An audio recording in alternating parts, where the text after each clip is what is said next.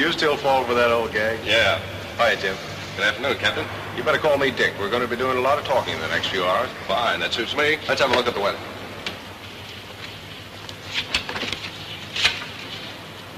Weather good. Clear and unlimited. Yeah, I know. Looking forward to your first ride in a B26, Jim? Certainly am. Say, it's a break getting into your flight. I've been promoting ever since I first saw you in pre-flight school. Took some doing. Thanks. I hope I'll be a credit to you. Better be. Remember in college when I was your student instructor in math? I took a lot of trouble with you, Dick. If you're as dumb as I was, I'll wash you out.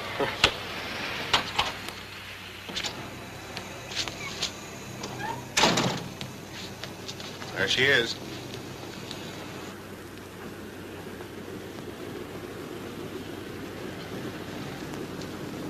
Where's the checklist, Corporal Smith? Sorry, sir, I forgot it. It's our engineer. He's almost as green as you are. Me, Green? Had 80 hours of twin engine school. I'm almost ripe enough to be picked. What I can understand is how year after year the Air Corps keeps getting them so young and innocent. Here's the checklist, sir. Take a look, Jim.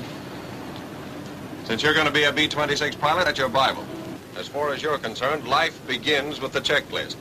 And it may end if you don't use it. The checklist is first in war, first in peace, and the first thing you reach for on a B-26. Understand? No, you take it. I want you to make this check yourself. We'll do the before entering airplane check. Take over. Left landing gear and wheel well check. That U-lock the crew member's removing is a safety precaution we have to prevent anyone from raising the landing gear while the ship's on the ground. You don't mean to tell me that's ever happened? That and worse. Now get on with that checklist and see that none of those other things ever happen to you. Tire for blisters, cuts, proper inflation, slipping on rim.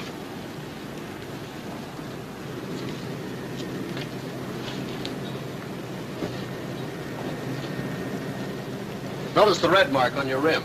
That'll show you if your tire's slipped. Polio strut for proper extension. Correct? Right. Now maybe here's where I'd better do a little pointing out. There's your gear-operated load and fire valve piston. Make sure it's fully extended. Check brake for excessive heat. Right?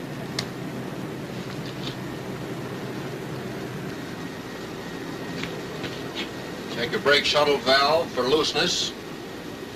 Your hydraulic lines for excessive leakage. Down lock pin engaged. Let's go. This is the camera door.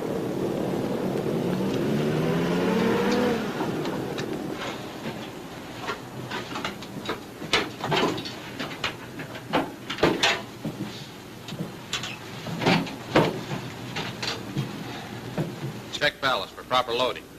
You must have sufficient ballast back here in order to have a stable airplane. In this case, it's sandbags instead of guns and ammunition, but the weight must be there, whatever it may be.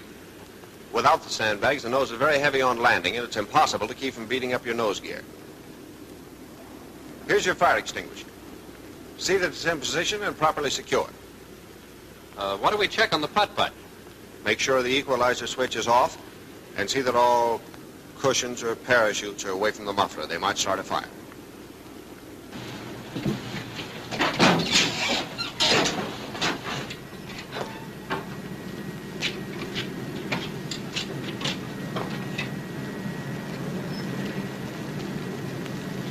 Next, right landing gear and wheel well check. You do that yourself, exactly the same as we did the left. Oh, there's the red signal on your Lux fire extinguisher. That's a quick way of knowing from the outside that the extinguisher has not been discharged.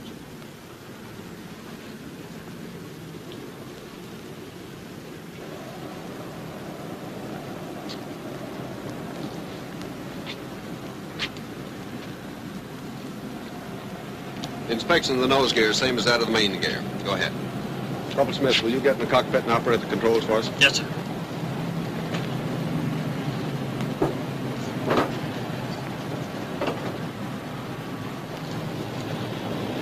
Now, this next check is to make certain that we always have free and maximum movement of ailerons, elevators, rudder, and attached trim tabs.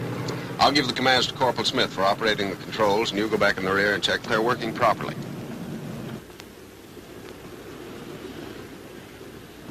Full left rudder. Full right rudder. Rudder trim tab to hold full right rudder. Now all the way left. Turn the wheel all the way left. Now all the way right.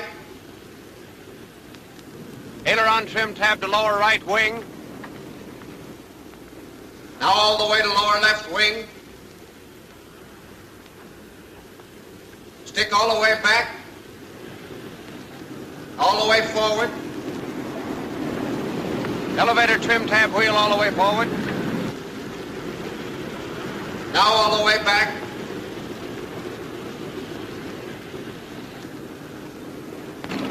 Set all trim tabs and take off position.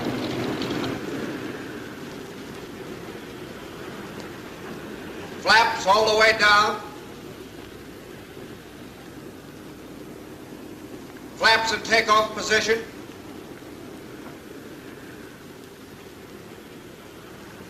Flaps all the way up.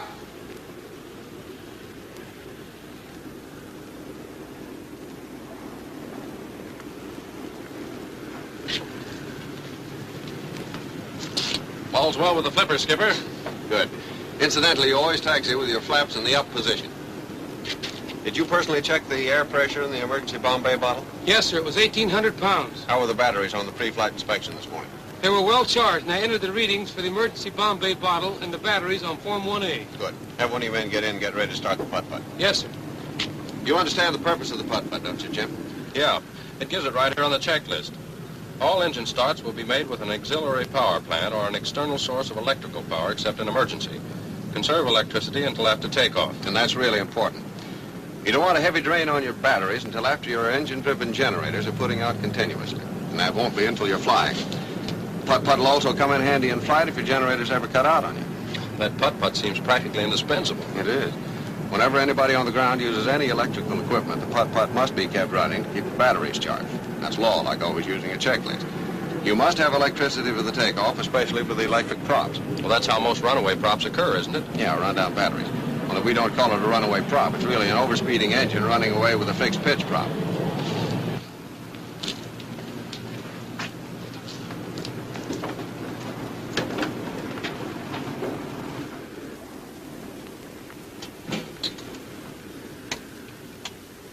Let's see. This is the after entering airplane section. Check flight hydraulic servicing can for full service. Tap it on the side to see if it's full.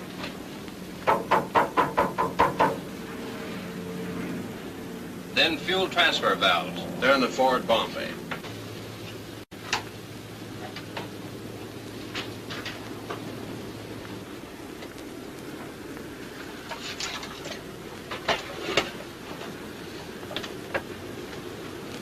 Fuel transfer valves off. Fuel transfer pump off. Fuel valves on, both of them. Hydraulic tank fully serviced. Bomb rack switches on tanks if extra fuel tanks are carried. On bombs if no tanks are carried. In this case, we're carrying an extra fuel tank, so it's on tanks. The rest of the stuff is in the navigator's compartment.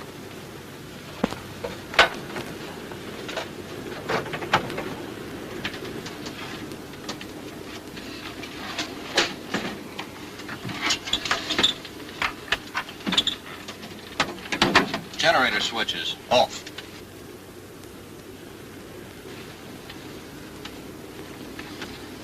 Check pressure, emergency brake air bottle. That's there onto the navigator's table.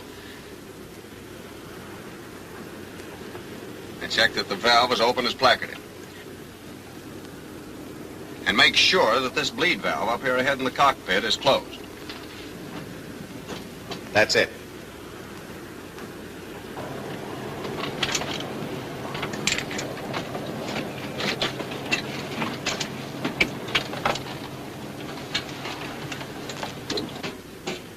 Here's your emergency hydraulic tank.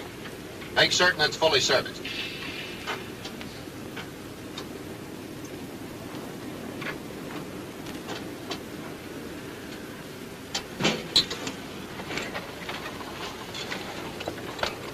Check your hatch hinges and emergency release handle. See if they're in position. Okay. Close them up. Check your safety pins in place. Give me some pressure on the hydraulic hand pump so I can set the parking brake.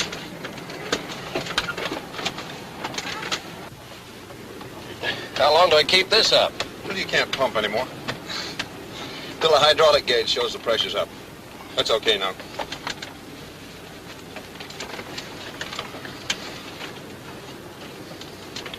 Take a look outside. If it hasn't been done within the previous hour, both props are turned over by hand 2 or 3 revolutions with the ignition off. It's to clear out any oil that may have settled in the lower cylinder. You've been in the Air Corps long enough, Jim, to know the importance of checking Form 1A. No red diagonals, gas, wing tanks, and 1 bomb bay full, oil full, no other remarks. What's your serial number? 9180-162. Say that or dial it.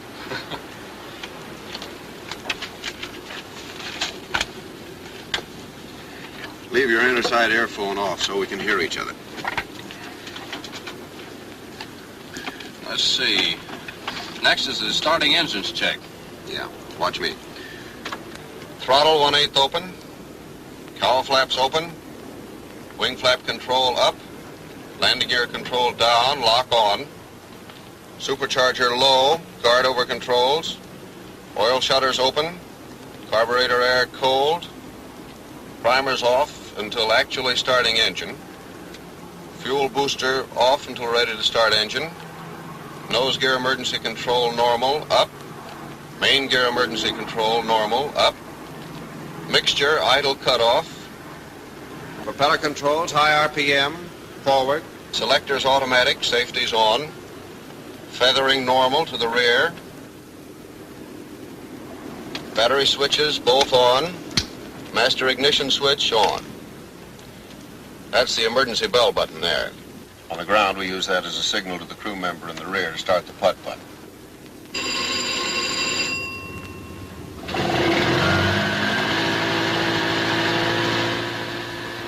By cutting your battery switches for an instant and looking at your landing gear position indicators, you can tell if your putt-putt is putting out juice. Main inverter switch on. Spare inverter off. Magneto switch on. I'm going to start the left engine first. Clear. Clear. Here's how we get them started, Jim. Starter energizing switch on for about 30 seconds. Booster pump on. Primer on for about 5 seconds. Then I press the engaging switch. Now it's your job to shove the mixture control to auto rich the moment the engine fires.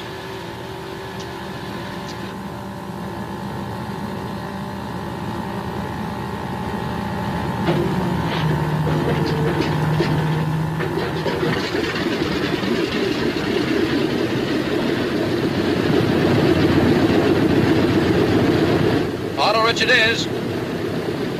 As soon as the engine's running, throttle back to between 800 and 1,000 RPM till it's warmed up. You'll notice your oil pressure goes up to around 200 pounds. If you don't get any oil pressure within 15 seconds, stop the engine and investigate.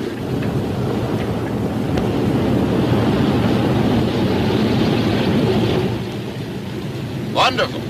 You're learning. Auto Rich Anthony, they call me.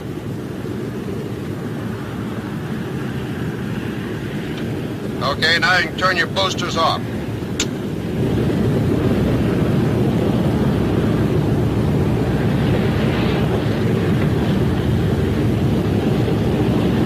You'll know your motors are warmed up when the oil temperature gauge hits 40 degrees and the oil pressure drops suddenly to normal. The cylinder head temperature gauge will read from 100 to 200 degrees. They're okay now. Then you hit your emergency bell button again. That's a signal to the crew member back there to shut off the putt-putt and get out of the airplane.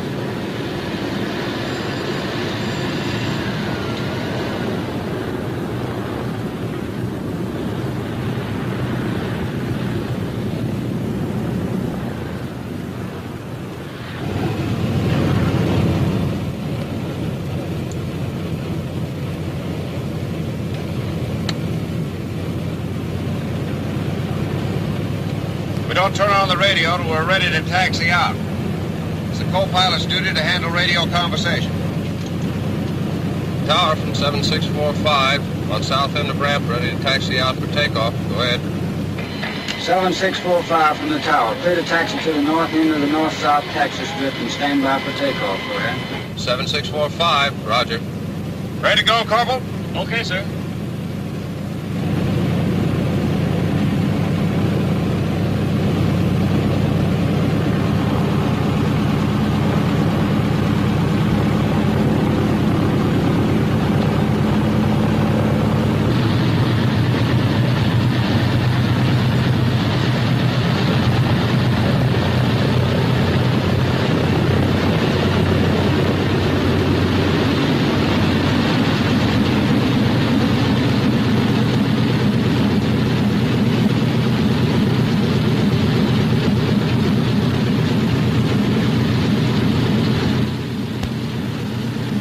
One thing you must always remember is that you're in a ship with a tricycle landing gear. The nose wheel must never be turned to an angle of more than 40 degrees to either side. Did you see that red sign on the nose wheel when you inspected the well? Yes, I did, Dick. You'll notice it's easy to taxi the ship and there's no need for taxiing fast. In making a turn, always keep the inside gear rolling, never bring it to a complete stop, as is often done in airplanes with conventional gear. And keep your eyes open on the ground or in the air. It isn't the airplane, it's what you hit with it.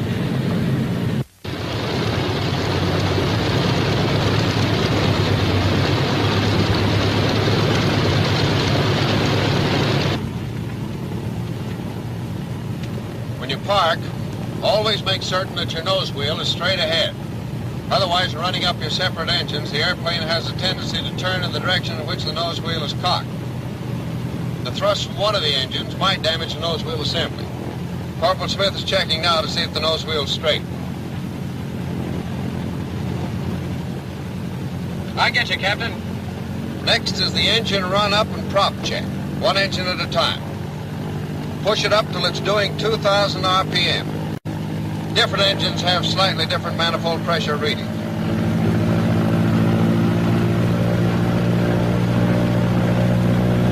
Is that the RPM at which you check the max? Yeah. Look at your checklist. That's first. I'm sorry.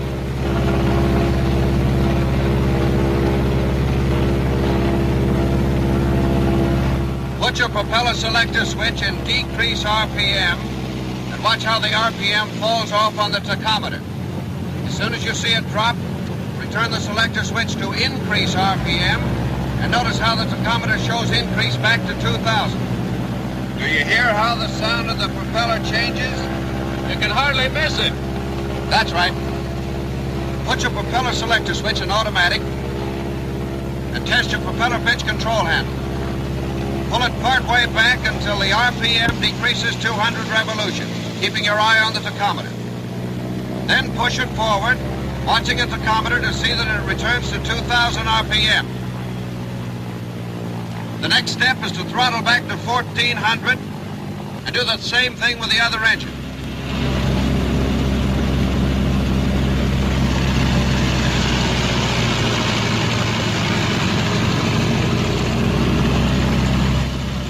Now you run your engines up together to about 1,800. At the same time checking your manifold pressure against the RPM. Be sure that both engines are putting out approximately the same power.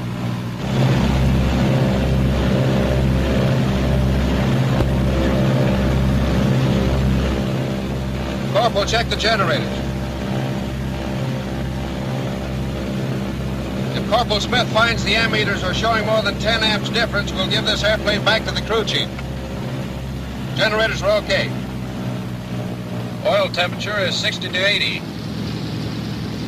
Oil pressure is 75 to 85. Check. Fuel pressure with booster pumps off, 15 to 17. Check. Turn the boosters on. Yeah. Should be 12 to 17 pounds now. Check. Is the takeoff checklist next? Right. Check instrument panel for placarded operations instructions. Cow flaps, open for all ground operation. Wing flaps down 1/4 to 1/2 as required. Remove landing gear control lock. Supercharger low. Oil cooler shutters open except during extremely cold weather. Carburetor air control, cold. Hydraulic pressure 750 to 950 pounds per square inch. Booster pumps on. Primers off. Nose gear emergency control, normal up. Main gear emergency control, normal up. Mixture control, auto rich. Propeller controls, high RPM, forward. Propeller switches, selector, automatic. Safety on, feathering normal. Batteries on. Are the generator mainline switches on, Corporal? Generator's okay, sir. Don't start takeoff with cylinder temperature above 205 degrees centigrade. Rudder and aileron tabs on 0. Elevator trim tab a few degrees tail heavy. Crew in position for takeoff. All set, Corporal? All set, sir. Now, you have definite duties during the takeoff. Watch the tachometer and see that it doesn't exceed 2,600 RPM. Your right hand should be bare and ready to handle the propeller switches. Your left hand is used to raise the landing gear. Here's how you put your hand. By keeping your right hand down on the quadrant, you can keep the throttles from creeping back during takeoff. If your tachometer should show an increase above 2,600, say 2,880, put your propeller selector switch in fixed pitch position. Then hit your feather switch for about 2 seconds, being sure to return it to normal position. That's the procedure for correcting an overspeeding engine. The other emergency procedure to be prepared for is a decreasing RPM prop. Your props will be in automatic position, which is normal for takeoff. So if one of them shows a decrease RPM, put the selector switch in increase position and bring the RPM back to 2,600. Then leave your selector switch in fixed pitch position. Understand? Yeah. Now, under no condition, retract the wheels until you get a definite signal from me. My hand will be on top of the throttles, and this will be it. Roger. Okay, call the tower. Tower from 7645, north end of north-south taxi strip, ready to take off. Go ahead. 7645 from the tower, stand by. Ship landing, go ahead. 7645, Wilco. Watch this ship coming in. Give you a chance to see a normal B26 landing. Notice his nose drop. He's putting his flaps down now. As soon as they're down, he'll check his hydraulic pressure to be sure he has brakes. He establishes a glide of 140 miles per hour and holds it till he gets almost to the ground. Then he flares and comes on in, normal landing. See how he holds his nose wheel high and lets it down easy before he loses airspeed control. Then he applies his brakes gradually and turns off the runway. Get the idea? I think so. Shall I call the tower? Yeah. Tower from 7645. Is it clear to take off? Go ahead. 7645 from the tower, you're clear to take off to the south on runway 14. Go ahead. 7645, roger. I'm going to take off with 44 inches manifold pressure and 2,600 RPM. That's minimum. But if you need it, the manifold pressure can be pushed up to the red mark at 49 inches on this particular model.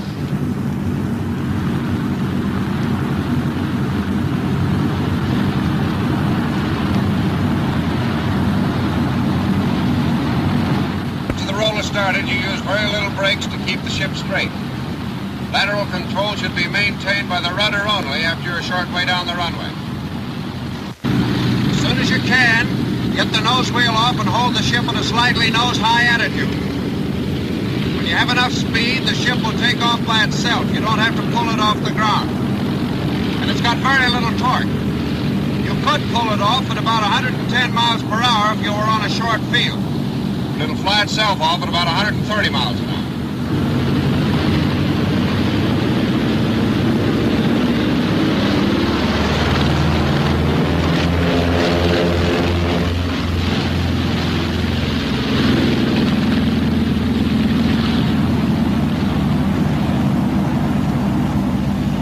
Throttling back now to normal rated power, which is 38 inches of manifold pressure. Give me 2,400 RPM on the propeller pitch control. 2400. What were you watching during the takeoff? Tachometer, manifold pressure gauge, and your thumb. If you ever get to be a B-26 pilot, don't waste any time giving the signal to get that gear up for the moment you're sure you're off the ground. Because? Because when you run out of runway, your landing gear is no good to you. Pretty tough getting to 160 miles per hour till that gear's tucked away. I see what you mean. Well, we're climbing now. We do that at exactly 160 miles per hour until the flaps are raised. The airplane should be at least 800 feet above the ground before you raise it. This is what is known as milking them up. You do it a little at a time, and you keep your hand on the flap handle until the flaps are all the way up. If you don't, and they should come up on one side only, you'll go into the most violent bank you ever saw in your life. But you can stop it by putting the flaps back down again. Can I take my eyes off the tachometer? Yeah. Put them on the hydraulic controls. It's time to neutralize them. All air work is done with cowl flaps, wing flaps, landing gear, and oil cooler shutters in neutral position at all times, in order to prevent loss of hydraulic fluid from the entire system in case one of the individual lines develops a serious leak. Turn off your boosters. Airspeed indicator says we're picking up speed. With the flaps up, the ship changes its attitude. You'll notice our noses come up a bit and gains about 10 miles per hour. With the cowl flaps half closed and the oil cooler flaps half closed, it streamlines the airplane to the extent that it picks up about 5 miles per hour more. But you must not forget that these controls should be handled in accordance with cylinder head and oil temperature. Really claws her way right up into those clouds, doesn't she?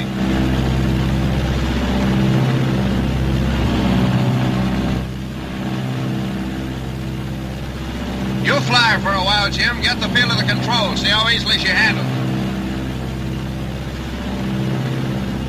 Nice. Try some shallow dives and climbs and a couple of gentle turns.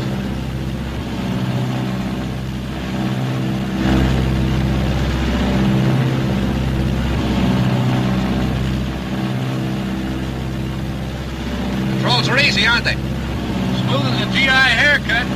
Easy to coordinate, too. Hey, you're skidding, sonny boy. Take a look at that turn and bank indicator. What causes that? Something I forgot to tell you. The plane has a very sensitive rudder, and you'll skid on all your turns if you don't correct for them. Try it again.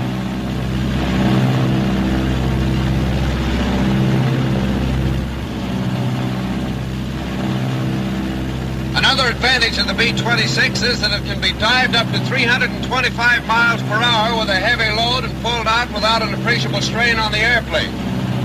But diving is about your one luxury. Side slips, vertical banks, and all acrobatics are prohibited maneuvers. I'll try to go straight and level, Dick. Try a 40-degree bank. That's the maximum.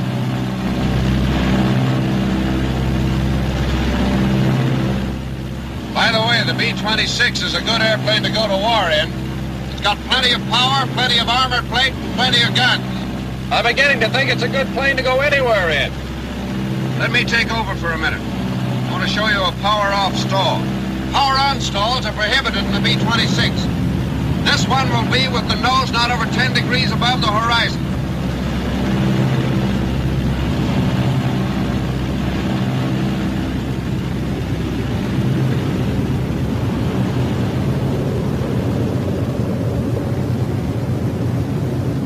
She stalls at about 125 miles per hour with the flaps and landing gear retracted.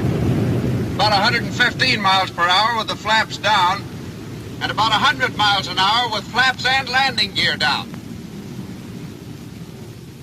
Notice the pronounced shuddering just before the stall.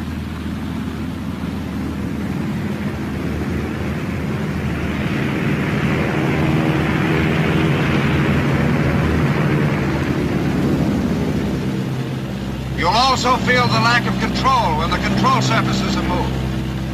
These are important points to remember, since it means that the airplane will always give you plenty of warning.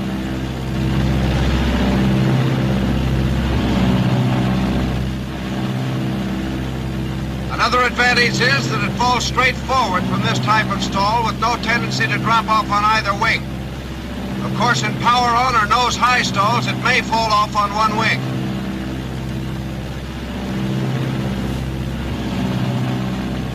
Normal stall recovery is very simple.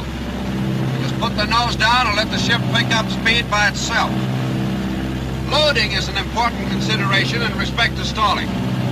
If the ship is improperly loaded, the tail is too heavy and therefore the center of gravity too far to the rear, it will affect the stalling characteristics of the airplane by making it stall at a higher speed and with less warning. Improper loading's also apt to put you into a spin. That spin business fascinates me. Just how do you get out of one? Cut your power off and make a normal spin recovery. Don't be slow and cautious in the movement of your controls during recovery. And avoid getting impatient waiting for the controls to take effect. Sometimes they need a little while before they begin to work. The only way you can judge time is by counting the number of turns made. Don't use your throttle except as a last resort. When you're free of the spin, pull out gradually or you're apt to tear your wings off. What about mental spins? How do I pull out of them?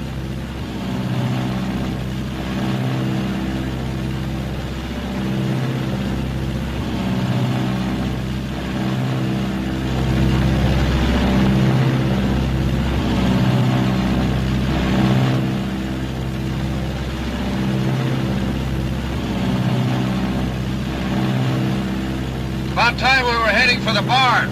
But before we do, I want to show you how this airplane flies on instruments. See how our gas is.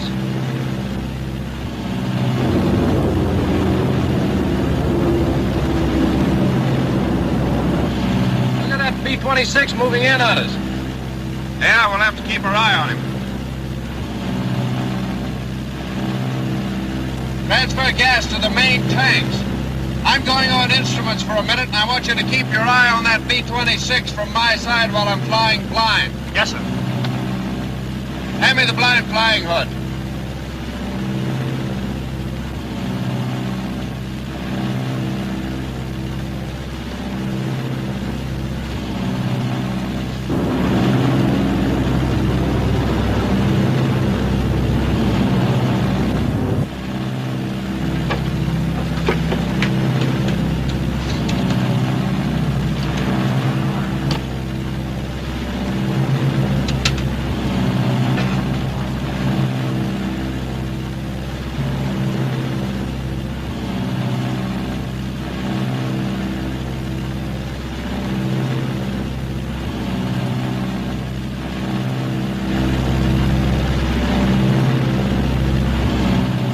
That 26 from your side, Jim.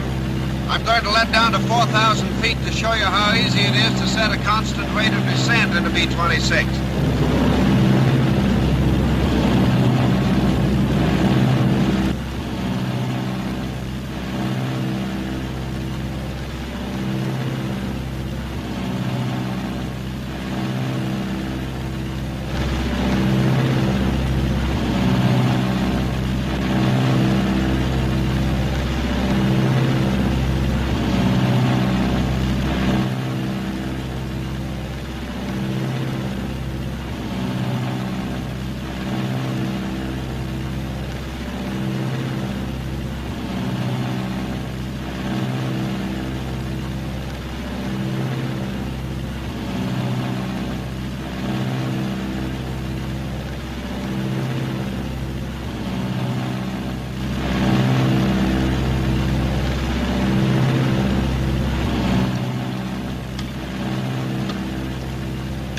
Watching the instruments?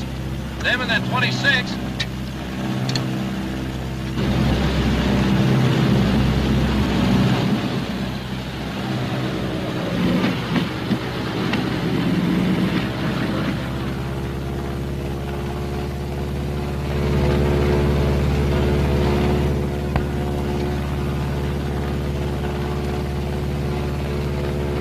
Nose down slightly and trim. Check airspeed. What's the fuel pressure? 0. Flip on the booster.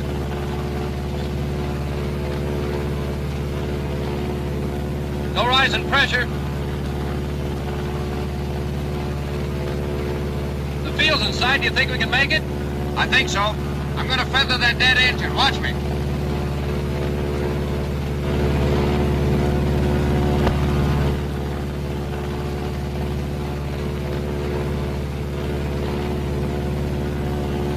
The ignition switch is left on until the propeller has stopped turning. I center my ball and needle and slow up to 155, increasing my trim as I do. Isn't that a lot of trim, Dick? You need it because of the natural torque of the operating engine. Going on the right engine requires about 5 degrees more trim than if you were going on the left. The slower I go, the more trim I need. But I've got to watch that needle and ball while trimming. What's the airspeed? 155. Between 150 and 160 is correct. But 155 is plenty fast for single-engine operation.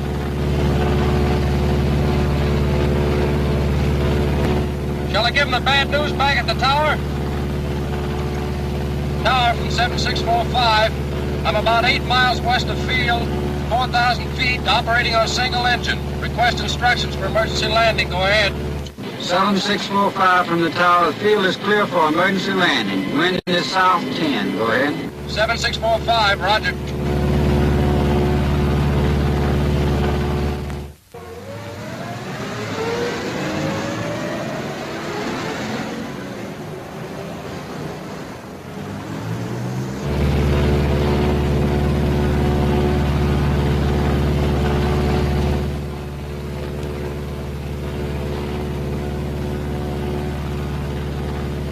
Running a little short of altitude, are we? I guess I'd better hit the emergency salvo release. I didn't expect to have to demonstrate these emergency procedures so soon.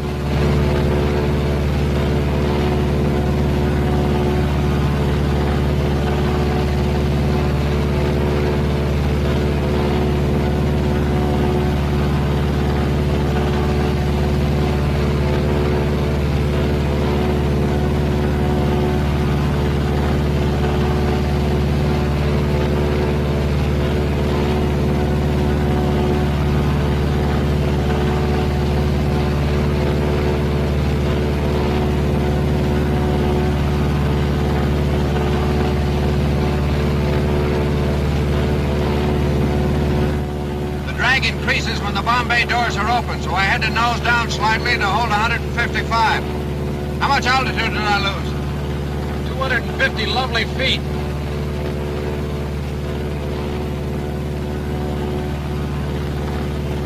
I'm going to make a 90-degree approach, Dim. With all turns into the good engine. Turns made into a dead engine are invitations to a spin.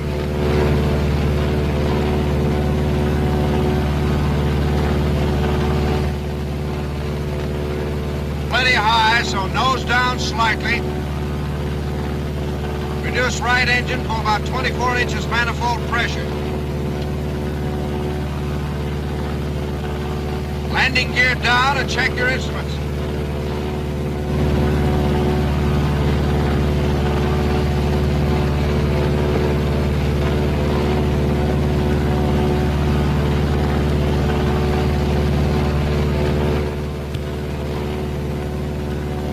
Gabriel didn't blow his horn. Check your hydraulic pressure gauge. I've got the nose down again to hold 155. You're on the field side, so you'll have to tell me when to turn. I can hardly wait.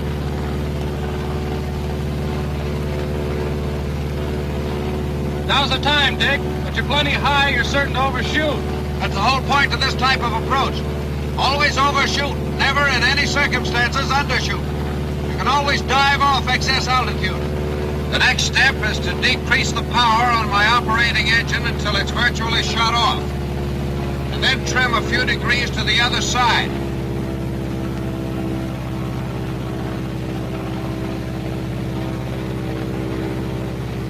One-quarter flaps.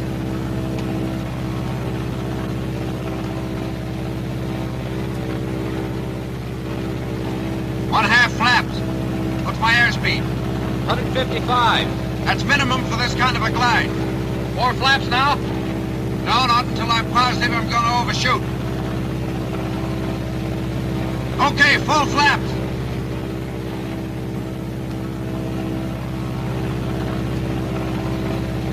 I picked up some speed on my dive, and I'll have to lose it by holding the nose up and letting the ship scoot.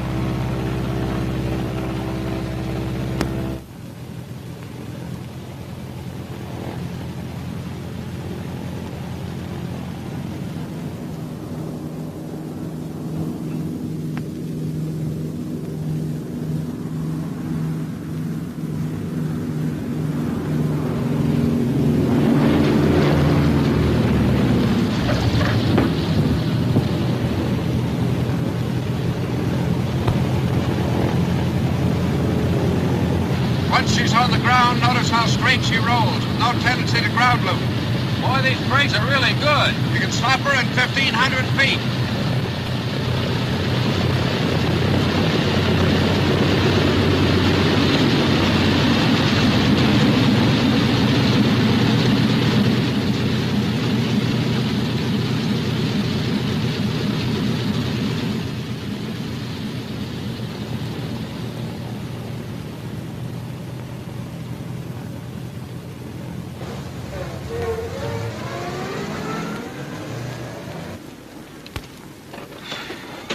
Very interesting, Captain. I hope you committed that reasonable facsimile of a single-engine approach to memory. I certainly did. Say, by the way, what would you have done if you'd had to stop in a hurry and didn't have any hydraulic pressure? I'd have had you give me more pressure on the hydraulic hand pump. If that hadn't worked, I'd have pulled the emergency air bottle, which is connected directly with the brakes. Well, that's the fastest stop you can make, huh? No, there's an even faster one. If you're going to run into something or the field is slick and you can't get any traction on your wheels, you can, as a last resort, pull back your mixture controls, cut your switches, and raise your landing gear. That'll stop you, but it's a little hard on the airplane.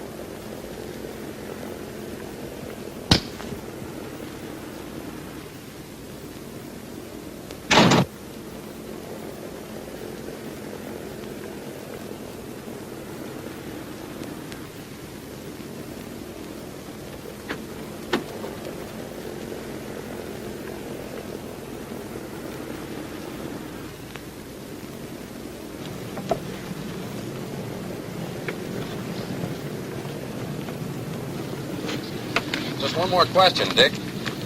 Suppose we hadn't been able to make our home field. We'd have picked out any field that was fairly flat and free from obstructions, brought the ship in on its belly. Aside from the wheels being up, the landing would have been the same as the one we made. I know, but what about getting out? Well, if we'd had time, we'd have got out of our parachutes and pushed the seats forward to get out of the path of the propeller in case one of the blades should break off when it hits the ground. Then just before we touched, I'd have pushed the mixture controls back to idle cutoff, cut the switches to keep down the fire hazard. Then the minute she touched, we'd have got the top hatches open, and then we'd have all got up and quickly walked away.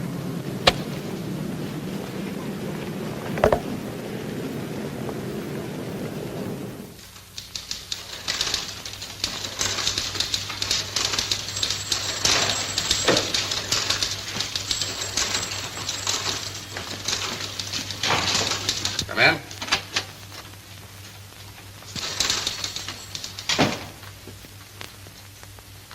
Good afternoon, gentlemen. Good afternoon, sir. I have an emergency landing to report. Yes, the tower informed me you were coming in, and I watched you. It was a good job. Thank you, sir. Those simulated single-engine approaches you've been making came in handy for you, didn't they? Yes, sir. The airplane was undamaged, and there were no personnel injuries. What was the reason for the engine failure? It was a personnel failure, sir. No. Sit down, gentlemen. Corporal Smith, our engineer, made a mistake in turning on the fuel transfer pump, emptying the left main tank instead of filling it. However, it was more my fault than his because I had him watching a nearby plane while I flew on instruments, and I neglected to keep an eye on my fuel gauges. And where were you? Sandbagging in the co-pilot seat, sir. Sandbagging is right. That's another lesson for your collection, Captain. Live and learn. And I hope neither of you will forget it. I'm positive that Corporal Smith, or rather Private Smith, will not, since he's going to get some KP duty in which to meditate upon his sins. How do you like the B-26, Lieutenant? I'm not kicking, sir. Only our enemies are.